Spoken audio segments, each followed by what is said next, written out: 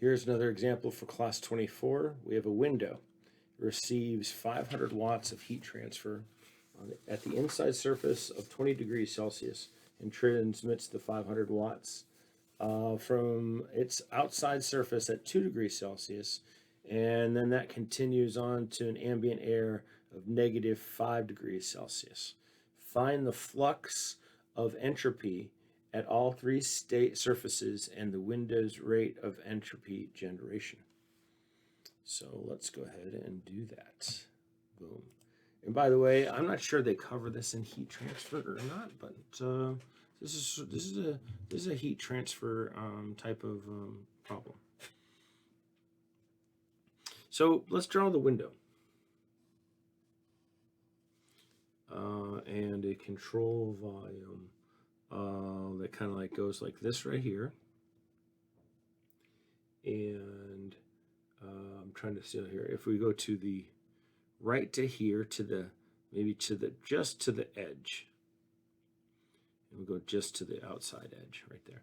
And then another control volume that picks up from there and moves over to here. And by the way, this zone right here, you could think of this, and we will see in heat transfer, it's usually sort of like there could be a convective like layer of air.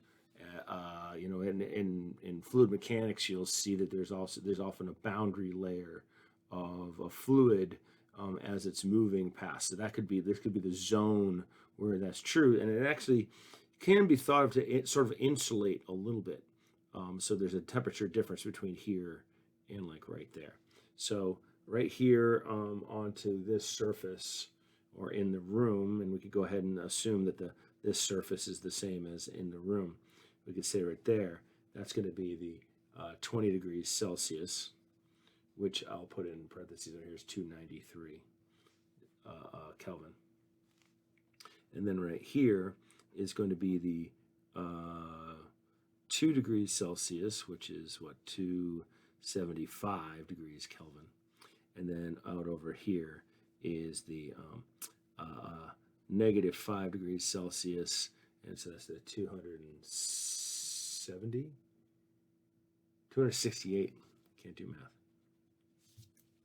268.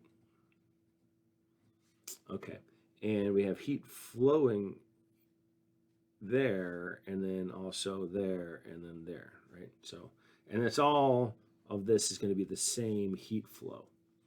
And it makes sense that the same heat flow is not adding any more coming from someplace. So let's take a look, and I went ahead. I think it says define the flux of entropy at all three surfaces. Okay, so the flux, what they mean by that is just the S dot, right, which is just going to be the Q dot over the associated temperature that we have. So let's say the S dot on the inside, right, so that's the flux coming in from that right there, is going to be that Q dot divided by the T inside. I don't know why I could just go ahead and put numbers in there, right? So 500 and divided by 293. And that's going to be 1.7067 right there. And then the S through the window. Oh, I'm going to say that the glass. Let's say it's through the glass. I didn't label mine glass, but I think it's going to be right. So we get the temperature of the glass. All right, so that's on this surface of the glass. There'll be a temperature difference across them. You'll see that in heat transfer. So you have 500 and divided by 275, and we're left with 1.8182 watts per degree Kelvin.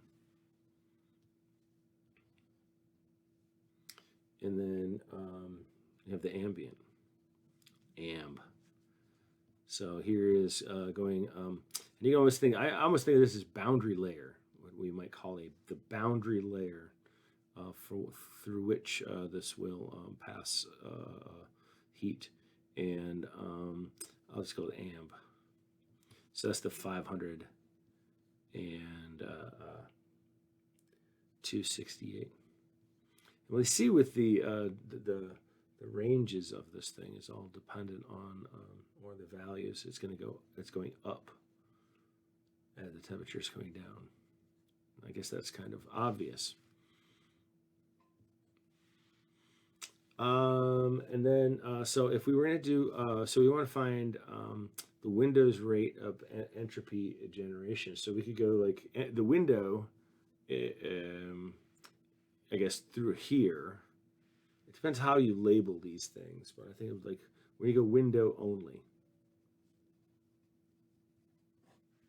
So for the window only, we have equals, we're applying the summation of Q dot over T and then plus S dot gen, right? That's the equation that we're doing for this thing. And so the signs are all going to be in and out. So if we do the control volume, we call that control volume 1. Maybe we could call this control volume 2. Do control volume 1. That's only the window into the thing, right? And we got to be careful with our signs. So we go equals, I'm trying to think how I'm going to write this right here. This is going to be the Q dot over T inside, because that's heat into that control volume, and then minus Q dot T glass. It's going to be equal to the, not equal to, it's going to be plus the entropy generation control volume 1, or the window only. So we can find that control volume 1 is going to be, remember that, this is going to be this minus that, which is this glass 1.8182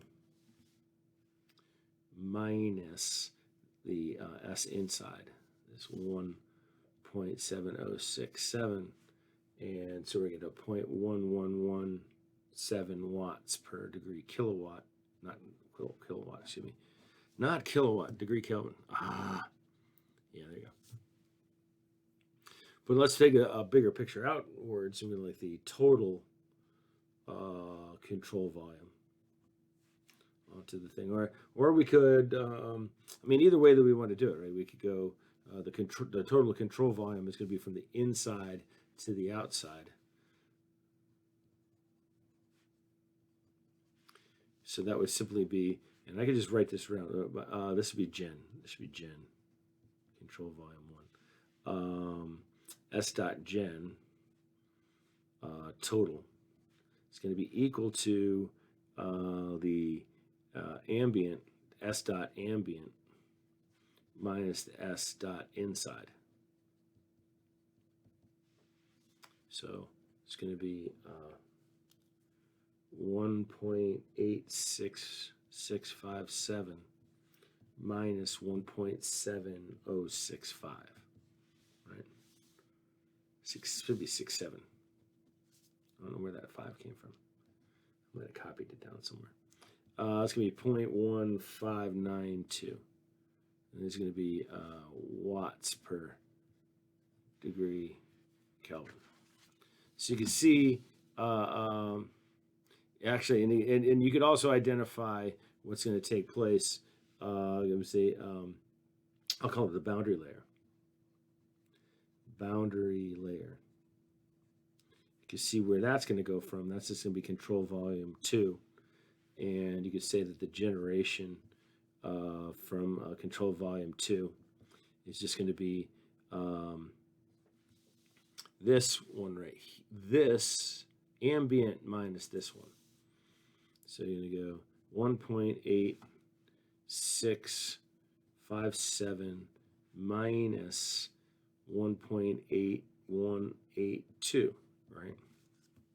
And you can establish, it's not going to be much, 1.8657 and 1.8182, and so you're going to 0.0475 watts per degree Kelvin. So that's not nearly as much of an entropy generator as it is to go through, as we are going through the glass right there. So that was problem 6.103 as numbered from the 11th edition. We'll do 2 more examples.